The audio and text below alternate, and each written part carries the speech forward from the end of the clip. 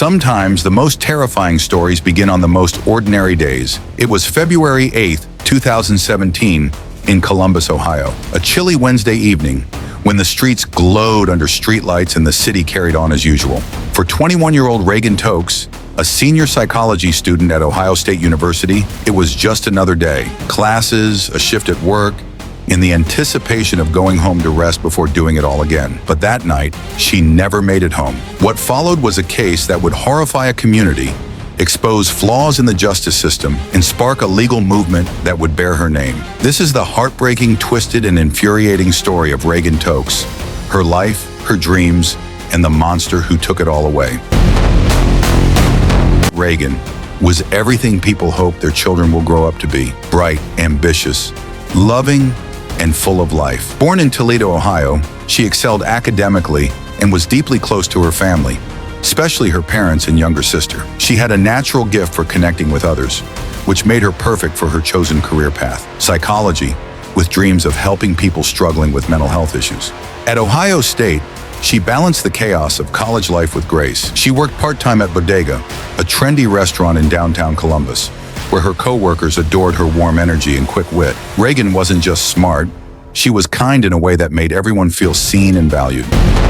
On February 8th, Reagan went to class in the morning and then headed to work for her evening shift. She wore her usual bright smile, chatting with co-workers and regular customers. The restaurant was lively, filled with laughter and the clinking of glasses. Her shift ended around 9:45 p.m. She said goodbye to her co-workers, walked out into the cold night, and made her way to her car parked nearby. It was a walk she'd made countless times before. The streets weren't empty, but they weren't crowded either. What Reagan couldn't know was that lurking in the shadows was a man who had been hunting for a victim.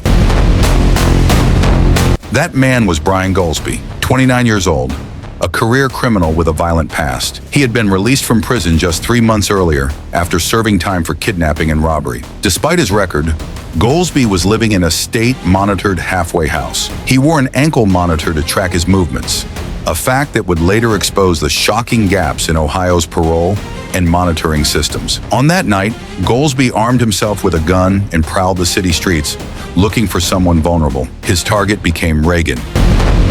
As Reagan approached her car, Goolsby forced her inside at gunpoint. It was a moment of pure terror. He ordered her to drive to several ATMs, forcing her to withdraw hundreds of dollars from her account. The route they took would later be traced using GPS data from Goolsby's ankle monitor, a grim reminder that the system was tracking him in real time, yet no one intervened. Reagan complied with his demands, likely hoping that if she did everything he asked, he would let her go. But his intentions were far darker. After emptying her bank account, Goolsby drove Reagan to Scioto Grove Metro Park, a secluded area outside of Columbus. There, in the freezing darkness, he assaulted her and then shot her twice in the head. The brutality of his actions was staggering. He left her lifeless body in the snow and drove away in her car, as if she were nothing more than a disposable object. The next morning, park visitors stumbled upon the horrific scene. Reagan's body lay motionless in the snow, her vibrant life stolen in the most violent way imaginable. The news spread quickly, first among her friends and family, and then across Ohio. Her parents were devastated. Her sister lost not only her sibling, but also her best friend. Police immediately launched a massive investigation. Detectives wasted no time. Surveillance cameras from the ATMs captured images of Reagan and Goolsby during the forced withdrawals. Reagan's car was also missing, and its GPS tracker would become a critical lead. When they cross-referenced the locations with GPS data from parole ankle monitors, a match lit up the screen. Brian Goolsby had been in the exact same locations as Reagan that night. He was arrested on February 11th, just 3 days after the murder. Inside his possession, Reagan's car keys and some of her belongings. Goolsby's background was horrifying. He had a long history of violent crimes, including holding a woman at gunpoint in front of her child. He had been released early from prison due to a plea deal and placed in a halfway house in Columbus. Shockingly, the halfway house staff knew he was violating rules, staying out late, wandering outside his permitted zones, but they failed to report him. This negligence meant that a known violent offender was free to stalk, terrorize, and ultimately murder without anyone stopping him. It was a devastating example of systemic failure, where ignored red flags directly paved the way for tragedy. Goldsby's trial began in early 2018. The prosecution presented a damning case: ATM footage, GPS tracking data, DNA evidence, and Goldsby's possession of Reagan's belongings, leaving little room for doubt about his guilt. His defense tried to argue that the sexual assault was consensual, an outrageous claim that was quickly torn apart by the prosecution's meticulous presentation of evidence and survivor behavior patterns. After a short deliberation, the jury found Goldsby guilty of kidnapping, rape, aggravated robbery, and aggravated murder. He was sentenced to death, a verdict that brought justice on paper, though nothing could truly undo the horror. Reagan's murder sent shockwaves through Ohio, not only because of its brutality, but because it exposed glaring flaws in the parole and monitoring system. Her parents refused to let her death fade into just another statistic. They launched a tireless campaign to reform the laws, meeting with lawmakers, speaking to the media, and rallying community support. Their efforts led to the creation of the Reagan Tokes Act, a groundbreaking piece of legislation designed to prevent similar tragedies. The law sought to improve GPS monitoring of violent offenders, tighten supervision, and give law enforcement the power to immediately act on parole violations instead of letting them slide. It also encouraged more transparent communication between halfway houses, parole officers, and police departments. Although nothing could erase the pain of losing Reagan, this law became a lasting tribute to her life. It transformed unimaginable grief into a force for change, ensuring that other young women might be spared the same fate. Reagan's name became not just a memory, but a shield protecting others.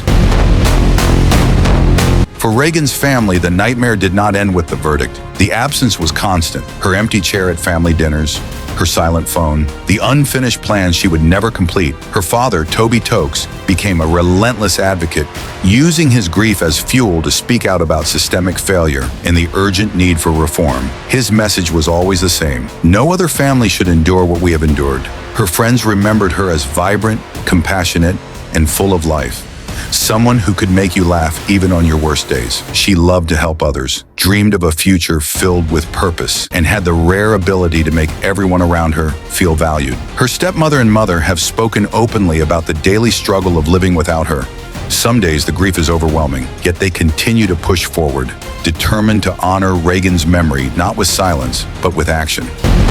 The case of Reagan Tokes stands as both a tragedy and a turning point. It's a brutal reminder of how dangerous individuals can slip through the cracks when systems fail, and how devastating the consequences can be. But it's also the story of a family who refused to be crushed by their loss. Through advocacy, law reform, and public awareness campaigns, Reagan's name has become synonymous with hope and protection. Her story has inspired countless others to push for safer communities and more accountable systems. Today, scholarships in her honor support young people chasing their dreams, just as Reagan had planned to. Her family's fight has saved lives, and her legacy proves that even in the darkest of circumstances, light can emerge. Reagan's life was stolen far too soon, but the impact she leaves behind will endure for generations, both in hearts and in law.